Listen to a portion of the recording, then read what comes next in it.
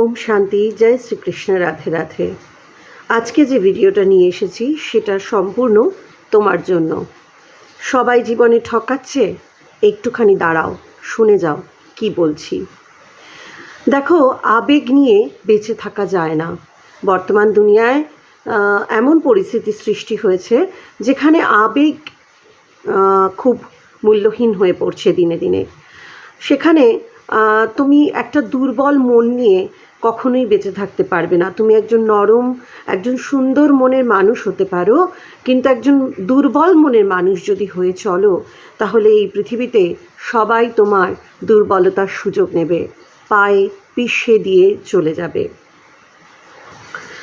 যত তুমি সকলের কাছে নিজের আবেগটা প্রকাশ করবে, যত তুমি সকলের কাছে নিজের মনের দুঃখটা, নিজের মনের দুর্বল জায়গাটা সেটা যত প্রকাশ করে ফেলবে, ততই তারা তোমাকে দুর্বল ভাবতে থাকবে।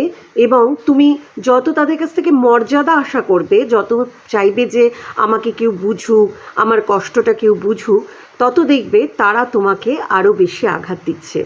প্রথমে একটা কথা বলি, যে বা যারা তোমাকে আঘাত দিচ্ছে, যাদের জন্য তুমি দুঃখ পাচ্ছ, প্রথমেই নিজের মনকে এটা বোঝাও যে তারা কোনো দিন তোমার আপন ছিল না। তারা মুখে যতই বলুক বা তারা যতই বোঝাতে চাক যে তারা তোমায় ভীষণ ভালোবাসে বা তারা তোমার ভীষণ আপন, এটা তুমি নিশ্চিত করে জেনো যে তোমাকে সত্যিকারের ভালোবাসবে, যে তোমার সত্যি করে বুঝবে, সে কখনোই তোমাকে দুঃখী করবে না।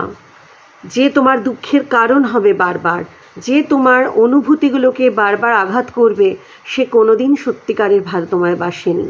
তার ভালোবাসায় নিশ্চয়ই কোনো স্বার্থ লুকিয়ে আছে, তার ভালোবাসায় নিশ্চয়ই কোনো চাহিদা লুকিয়ে আছে।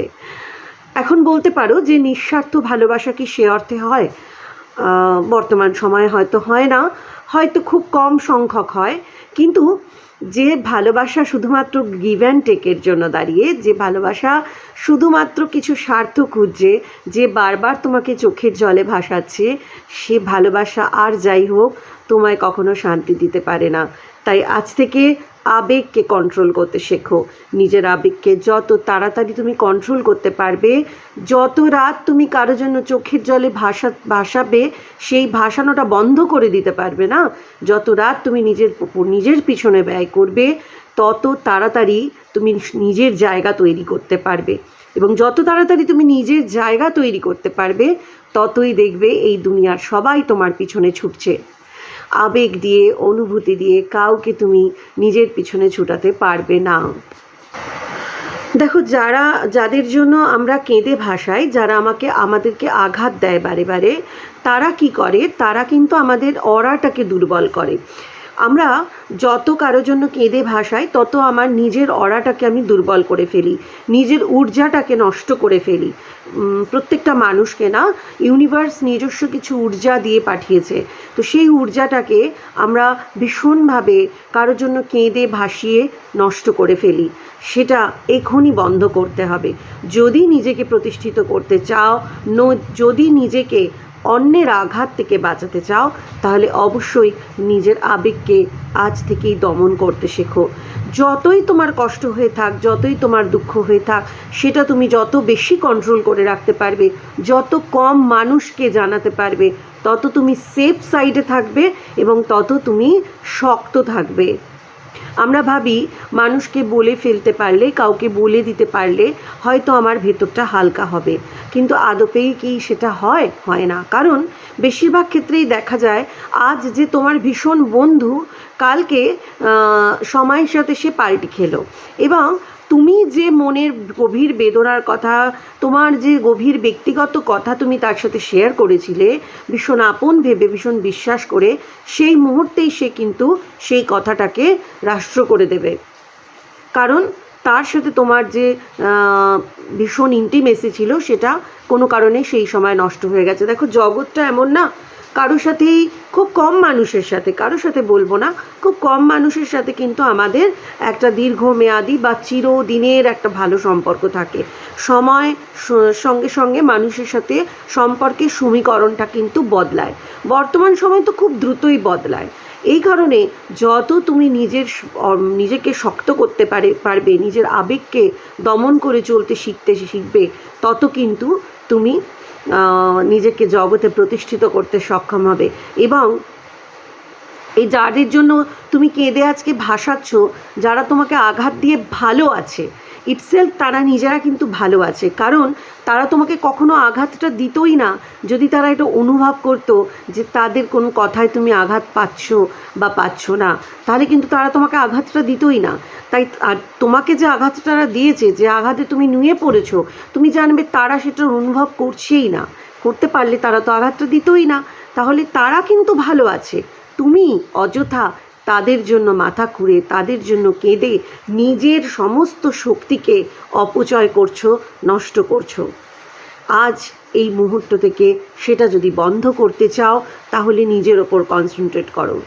মানুষ আঘাত দিলে খারাপ লাগবে, কিন্তু প্রথমত সে আঘাত দেওয়ার জায়গাটাই বন্ধ করে রাখার চেষ্টা করতে হবে। কারো কাছে এতটা ওপেন হওয়ার প্রয়োজনই নেই। আমরা কি করি, যেটা ভুল করি, যে নিজে দুঃখ পেলে, নিজে কষ্ট পেলে কারোর কাছে নিজেকে ওপেন করে দিই, এক্সপেক্ট করি যে সে আমায় বুঝবে। অধিকাংশ ক্ষেত্রেই হয় এর উল্টোটা। যার কাছে তুমি নিজেকে এক্সপোজ করছো, নিজের কষ্টটা, নিজের দুঃখটা জাহির করছো, অধিকাংশ ক্ষেত্রেই দেখা যায় সে তোমাকে দুর্বল ভেবে, হয়তো ইন্টেনশনালি সব ক্ষেত্রে সে করছে না, কিন্তু মানুষের চারিত্রিক বৈশিষ্ট্যই এটা যে দুর্বল জায়গায় আঘাত করে মানুষ কোথাও নিজের অজান্তে, নিজের অবচেতনে বা চেতনে মানুষ কিন্তু একটা পৈশাচিক আনন্দ পায়।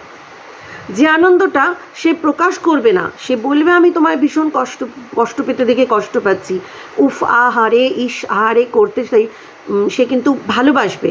এবং ম্যাক্সিমাম ক্ষেত্রে তুমি দেখবে, যদি একটু তলিয়ে দেখো, গভীরভাবে ভেবে নিরপেক্ষভাবে নিজেকে সরিয়ে নিয়ে যদি যাচাই করো, দেখবে একটা সময় পরে দেখবে যে মানুষটার কাছে তুমি নিজের দুঃখের কথা বলছো, সেই মানুষটা কি করছে, তোমাকে অলওয়েজ দুঃখেই দেখতে চাইছে, নিজের অজান্তেই হয়তো সে ভীষণ আনন্দ পাচ্ছে তোমার উপর একটা দয়া দেখিয়ে। যখনই দেখতে পাচ্ছে তুমি নিজেকে স্ট্রং করে ফেলেছো, তুমি নিজে ভালো আছো, তখনই কিন্তু কোথাও সে তোমাকে টিপ্পনি কাটতে শুরু করবে। তাই আমি বারবার বলবো যে যার জন্য চোখের জলে ভাসাচ্ছ, সে তুমি চলে গেলে, তুমি না থাকলে, তুমি দুঃখ পেলে, তার বিশ্বাস করো কিচ্ছু যায় আসবে না বলেই সে তোমাকে আঘাতটা দিয়ে নিশ্চিন্তে থাকতে পারছে, বা আঘাতটা দিয়ে সে তার জন্য সরি হচ্ছে না, তার কোনো কষ্ট খারাপ লাগা কাজ করছে না। তাই নিজের আবেগকে দমন করতে শেখো, নিজের ঊর্জাটাকে, নিজের অরাটাকে সঠিক কাজে ব্যয় করতে শেখো। লাইফে বদল আসতে বাধ্য। সবাই ভালো থাকো, সুস্থ থাকো। যদি তোমার কোনো আত্মীয় স্বজন, বন্ধু বান্ধব বা তোমার পরিচিত কেউ কোনো রকম মানসিক কষ্টে থাকে, কারোর থেকে আঘাত পেয়ে থাকে, অবশ্যই তাকে এই ভিডিওটা শেয়ার করে দাও। ওম শান্তি, জয় শ্রীকৃষ্ণ, রাধে রাধে।